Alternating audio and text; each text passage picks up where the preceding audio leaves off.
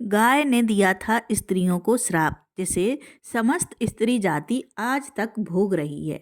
प्रिय मित्रों, क्या आपको पता है कि गौ माता ने समस्त स्त्रियों को ऐसा कौन सा श्राप दिया था जिसकी वजह से आज तक समस्त नारी जाति को वो श्राप भोगना पड़ रहा है। गौ माता का एक ऐसा श्राप जिसे टाला नहीं जा सका, उसी की वजह से आज भी समस्त नारी जाति को वो श्राप भोगना पड़ रहा है। वह श्राप कौन सा था, चलिए मैं आपको एक कथा के माध्यम से बताती हूँ। ये कथा स्वयं श्री कृष्ण भगवान ने सुनाई थी। प्रिय मित्रों, क्या आप जानते हैं कि कभी स्त्रियों के बच्चे जन्म लेते ही चलने लगते थे, पर आज ऐसा क्यों नहीं होता? इस रहस्य का संबंध है गौ माता और भगवान श्री कृष्ण से। तो चलिए मित्रों, आज मैं आपको यह रहस्यमयी और भावुक कथा भगवान श्री कृष्ण के मुख से सुनाती हूँ।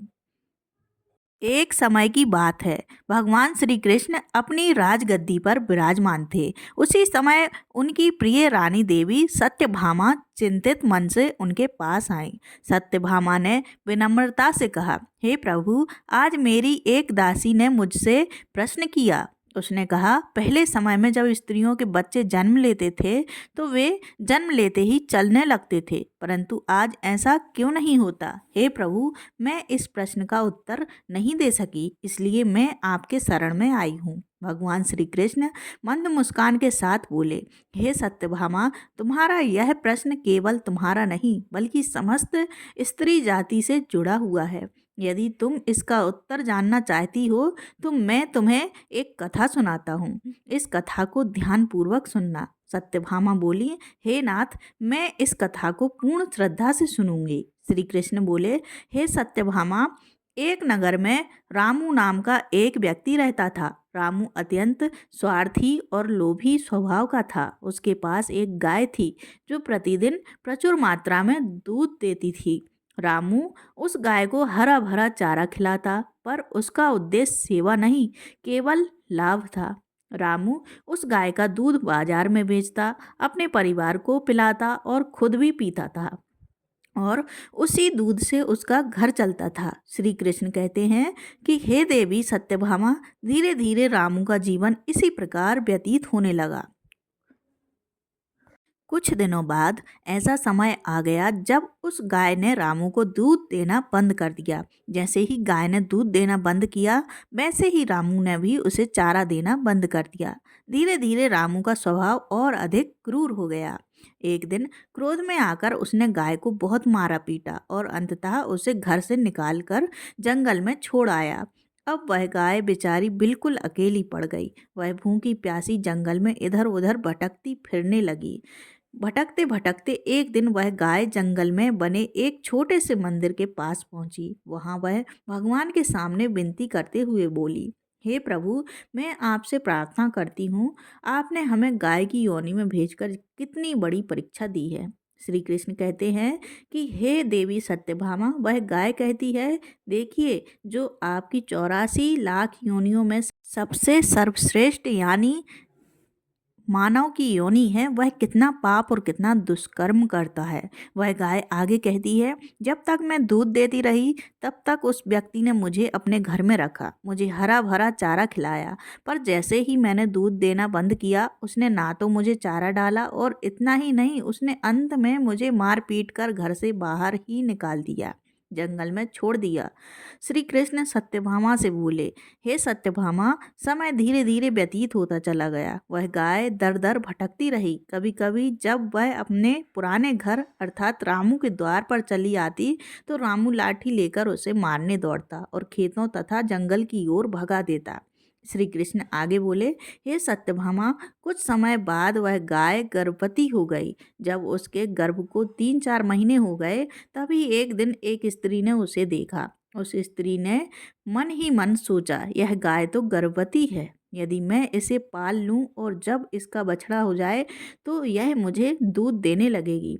मैं इसका दूध स्वयं भी पीऊंगी और अपने परिवार वालों को भी पिलाऊंगी, साथ ही दूध का क्रय विक्रय भी करूंगी। यह सोचकर वह स्त्री अपने पति को बुलाने के लिए गई ताकि मिलकर उस गाय को पकड़ सके, परंतु जब तक उसका पति वहां पहुंचा तब तक वह गाय वहाँ से आगे बढ़ चुकी थी। श्री कृष्ण बोले, हे सत्यभामा, धीरे धीरे समय और आगे बढ़ता चला गया। जब प्रसव का समय निकट आया तब वह गाय एक एकांत और सुरक्षित स्थान खोजती हुई घने जंगल के भीतर चली गई। वहीं एक सुरक्षित स्थान पर पहुंचकर उस गाय ने एक सुंदर बछड़े को जन्म दिया। श्री कृष्ण कहते हैं, हे सत्यभामा, प्रसव के कुछ समय बाद वही स्त्री एक दिन जंगल में अपने खेतों के पास घास काटने गई। दूर से उसने देखा कि एक गाय अपने बच्चे के साथ बैठी है। जैसे ही वह पास पहुंची और ध्यान से उस गाय को देखा तो वह आश्चर्य से बोली, अरे यह तो वही गाय है, इसने तो बछड़े को जन्म दे दिया है। अच्छा हुआ, अब यह मुझे दूध दे सकेगी। श्री कृष्ण बोले, हे सत्यभामा, उस स्त्री ने मन में सोचा, अब मैं इस गाय को पकड़कर अपने घर अवश्य ले जाऊंगी। यह सोचकर वह अपने पति को बुलाने के लिए जैसे ही वो जाने लगी, उसी समय गाय ने उस स्त्री से करुण स्वर में कहा, बहन, आज तुम मुझ पर एक उपकार कर दो। मेरा यह बच्चा अभी बहुत छोटा है, इसे चलने योग्य होने में लगभग 8 महीने लगेंगे। तुम कृपया करके मेरे बच्चे को उठाकर मेरी गर्दन पर रख दो ताकि मैं इसे लेकर किसी सुरक्षित स्थान पर चली जाऊं। श्री कृष्ण सत्यभामा से कहते हैं, हे सत्यभामा, उस समय ऐसा ही नियम था।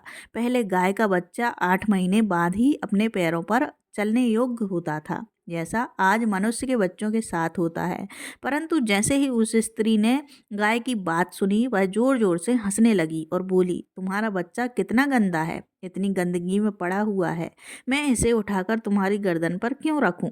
मैं तुम्हारे ऊपर यह परोपकार क्यों करूं? उस स्त्री ने न केवल गाय की बात नहीं मानी, बल्कि उसका बहुत मजाक भी उड़ाया और उसके बच्चे को उठाने से साफ इनकार कर दिया। उस समय गाय बेचारी असहाय थी, वह अपने बच्चे को उठा नहीं सकती थी। श्री कृष्ण कहते हैं कि हे देवी सत्यभामा, उस समय गाय अत्यंत दुखी हो गई।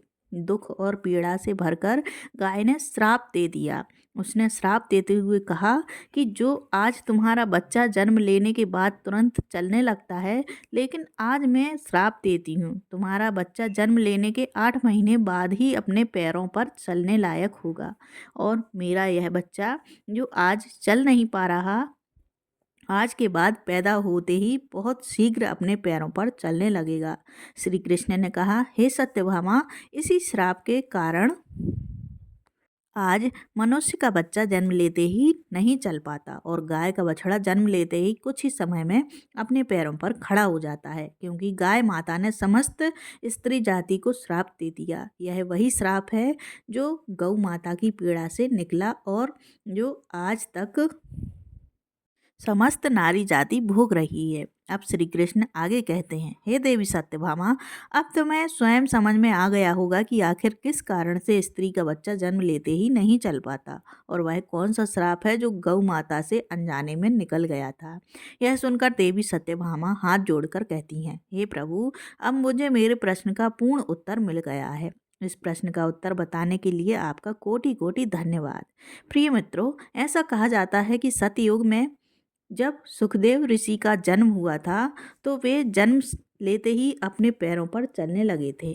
इसी प्रकार महर्षि वेदव्यास भी जन्म के तुरंत बाद चलने में सक्षम थे।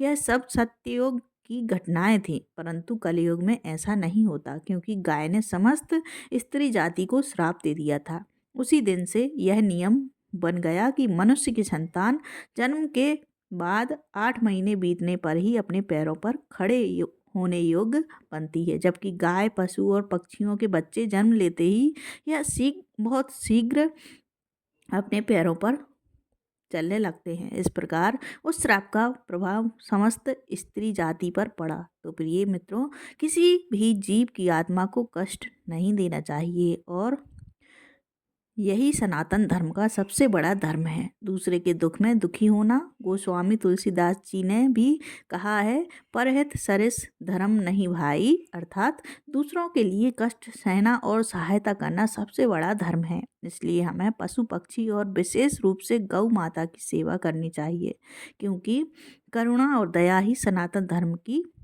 आत्मा है। गाय के श्राप की वजह से ही जितने भी पशु पक्षी हैं उन सब के बच्चे जन्म लेने के तुरंत बाद चलने लग जाते हैं, लेकिन स्त्रियों के बच्चों पर इसका विपरीत प्रभाव पड़ा कि जन्म के तुरंत बाद स्त्री का बच्चा चलने लायक नहीं बन पाया। एक स्त्री की गलती से आज समस्त मानव जाति की महिलाओं को उस श्राप का खामियाजा भुगतना पड़ रहा है। प्रिय मित्रों, आपको यह कथा कैसी लगी कमेंट करके अवश्य बताइए। जय श्री कृष्ण। राधे राधे।